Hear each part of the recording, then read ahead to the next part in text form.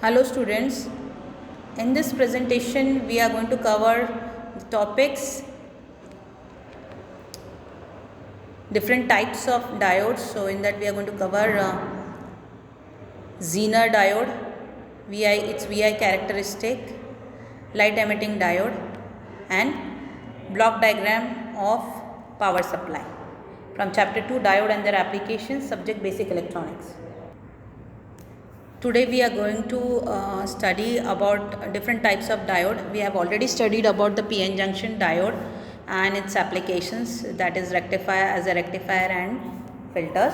Today we will study in detail about the light emitting diodes and Zener diode in detail, and along with that we are going to cover the power supply block diagram.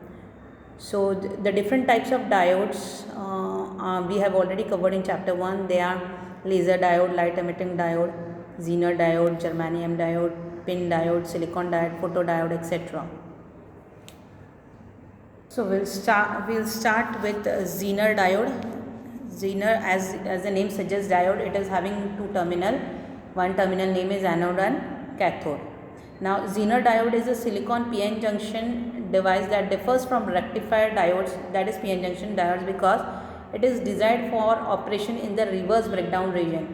So these Zener diodes are basically used in reverse bias modes, and you can see the picture of Zener diode. It is of red color with a black ring. So the black ring terminal is cathode and the other side is anode.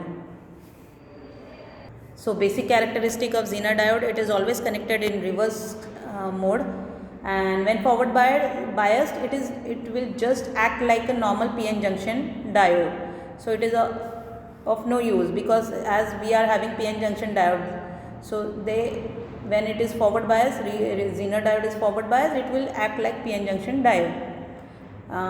But in reverse bias mode, it acts as a proper Zener diode, which it is basically it is invented.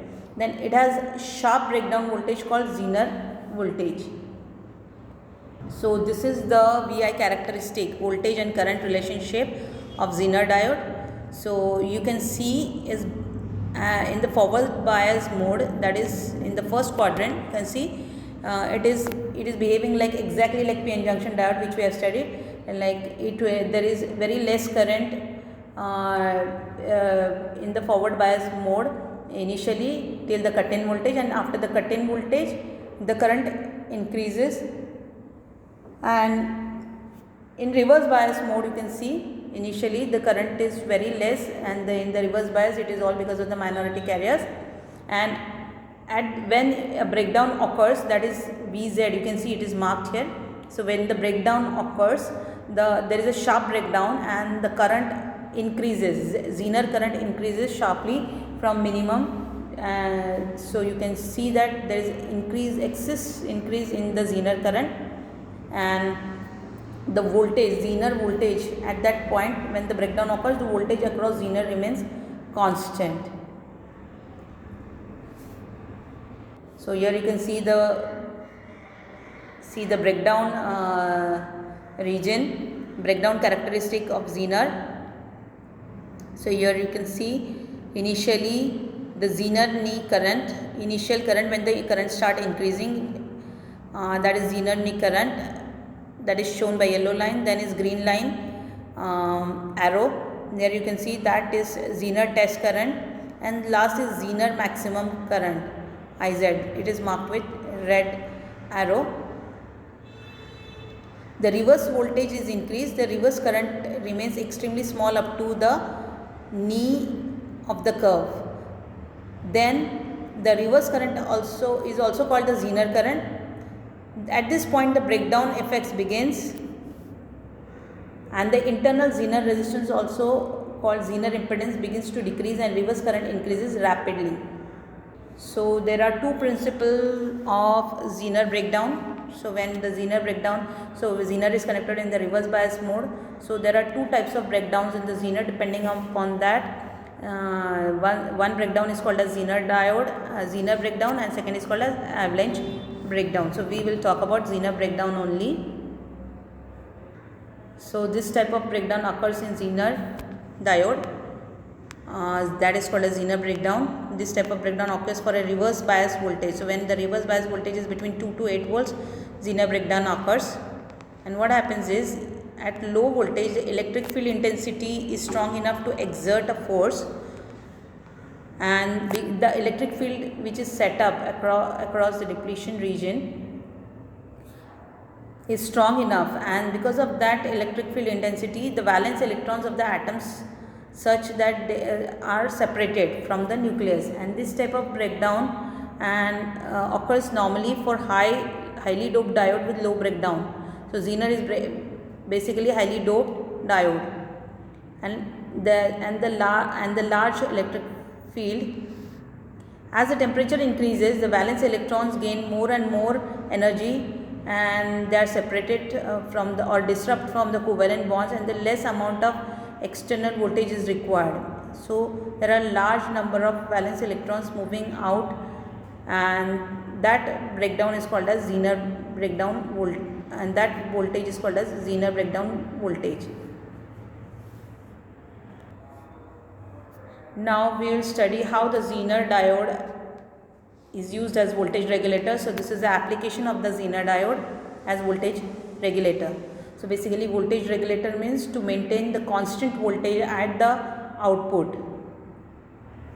So this is the circuit diagram. As you can see, the output DC voltage is applied across the V in unregulated DC, and there you connect a resistance, that is RS, series resistance it is called, and the current through that RS is called as IS, series current. And Zener is always mostly connected in parallel, and since it has to be used in reverse bias mode, so anode is connected to the upper side, and cathode is connected to the upper side, and anode is connected to the lower side as shown in the figure, and the load resistor is connected in parallel to the Zener, and the output voltage is taken across load resistor.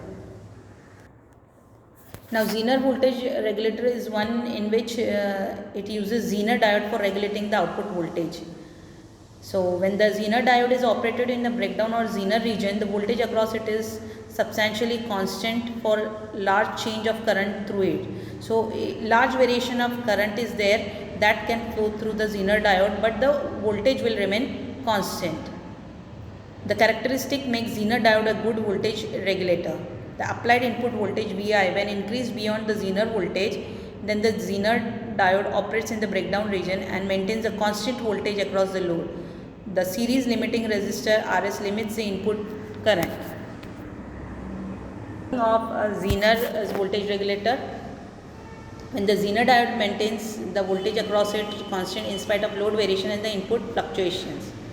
So we will see the case 1, which is important as an explanation. So if the input voltage is increased, so if there is a large fluctuation, input voltage is increased instantly, so there is a fluctuation in the voltage, then the current Is through the series resistor increases, and this increases the voltage drop across the resistor, that is Vs increases. And though the current through Zener diode increases with this, but the voltage across Zener diode remains constant, keeping the output voltage constant. So this is how the output voltage remains constant across load resistance, and the variation, large current which is present in the circuit is absorbed by the Zener, that flows through the Zener. And this is how the output voltage across the load resistance remains constant even if there is an increase in current. But what if there is a decrease in current? So if there is a decrease in current, the current through the series resistor decreases, which makes the current through Zener diode also decrease. But the Zener diode remains output, but the voltage across the Zener diode remains constant, and therefore the output voltage also remains constant. But the limitations of Zener voltage regulator are, it is less efficient for heavy load. So if there is very large current, you cannot use it. The Zener impedance slightly affects the output voltage, and a Zener voltage regulator is considered effective for low voltage applications. Now we will study about the light emitting diode.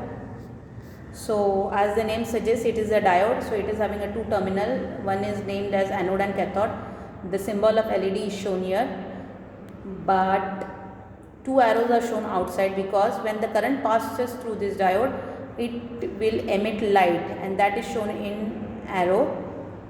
So LED is a PN junction diode which emits light when the current flows through it in the forward bias mode, in the forward direction. So when it has to be used in forward bias mode, and you know that Zener diode is used in reverse bias mode. It is a two terminal device. The terminals are named as anode and cathode. So it has to be always forward bias, then only the light will come out of the diode. So now we'll understand the construction details of LED. So here you can see this. To construct LED, a P type of semiconductor is taken and N type of semiconductor is taken, and they are connected, and where they are connected, an active region is formed. You can see the active region. So where there is active region, when in that active region, if holes from P type and electrons from N type recombine there, energy is coming out of that recombination, that is in the form of light. So you can say P type and N type of semiconductors are connected and the active region is formed. The active region exists between P type and N type region. Light emerges from the active side in all the directions when electron and hole pairs recombine. So when the recombination takes place of electron and hole, light is coming out of the active region. The disadvantage of the structure is that LED emits light in all directions. These problems can be solved by placing a small reflective cup inside the basic structure so as to focus the light in the desired direction. Such a structure is called as cup type construction, shown in figure, and therefore you can get a light emitting light. And when you connect that light emitting diode in forward bias, as the current flows through it, as the current increases, more light it will emit, and as the current decreases, less light it will emit. Now materials used for the construction of LED, and depending on that you get different colors LED which emits light of different colors. So if the gallium arsenide, if you are using materials, then the color will be infrared, which are there in remote. In remote you can see, you cannot see the light, but there you are using light emitting diode only. If you are using gallium arsenide phosphide, then red or yellow color light will be emitted. Gallium phosphide, red or green, and gallium nitrate, then you get blue color light. So the applications of LEDs, as one application I have already told, in remote having light emitting diodes. Then household applications, VCR, DVD, stereo, audio, video, there are a lot more. Mobile phone, then digital cameras, laptop, etc. So this was all about light emitting diode. Now we will understand the block diagram of power supply. Now first is, what is the need of power supply, which we have already discussed. The electric power is not normally used in form which is produced or distributed. That means the AC means we are talking. Practically all electronic system requires some form of power conversion. A typical application of power supply is to convert utility AC voltage into regulated DC voltage, so required for electronic equipments. So basically there are two types of power supply. One is called a linear regulated power supply and switch mode power supply, SMPS. So today we will cover linear regulated power supply block diagram. So this is the block diagram of linear regulated power supply. We have already studied the circuits in details. So the mains, that is 230 volt AC mains, that is connected to transformer, because step down is very important. 230 volts are there, we have to decrease the voltage, that is done by transformer, but the output is still AC. Then it is connected to rectifier. Now rectifier we have studied using the diodes. So different types of rectifiers we have studied, half wave, full wave rectifiers. it converts AC into pulsating DC, but still it is not a DC voltage perfect. So the output of the rectifier is then connected to the smoothing circuit, or it is also called as filters. So smoothing circuit are called as filters. So filter converts the pulsating DC into ripples, and that ripples still it is having little bit of AC components, and that is removed completely by regulator. And we have studied the Zener voltage as regulator. So regulators are used here, and the output is a DC voltage. So this is the overall block diagram of power supply, and that's all about the chapter 2. Thank you.